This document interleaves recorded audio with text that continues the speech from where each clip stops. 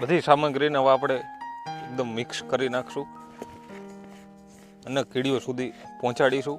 કીડીઓને ખૂબ આનંદ આવશે.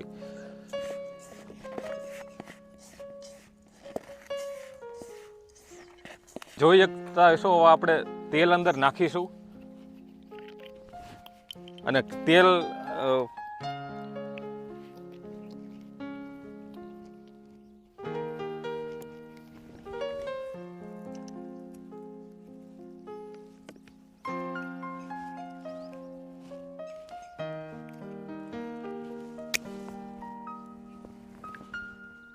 બધું 100 ગ્રામ લાવ્યા ત્યારે તેલ આપણે 200 ગ્રામ નાખીશું અને તેલ વધારે માત્રામાં ન પડી જાય એનું પણ ધ્યાન રાખવાનું, કારણ કે એકદમ છૂટું છવાયું રહેવું જોઈએ. આ જો લોંદો થાય તો કીડીઓનો પણ ન મજા આવે.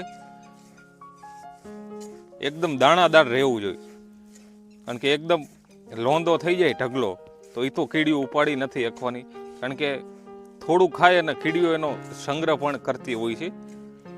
કારણ કે બધું કીડીઓ બહાર ખાઈને પછી એનો જ્યારે આવનાર દિવસોમાં એને અનાજ ન મળે ત્યારે કીડીઓ એનો સંગ્રહ કરતી હોય છે અનાજનો.